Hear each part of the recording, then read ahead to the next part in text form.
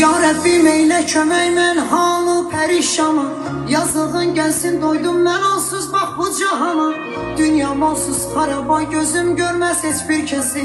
Nəfəsi gələn yerdə açardı əlvan günlərim. Mən onsuz bu dünyada nəfəs alım deyin necə.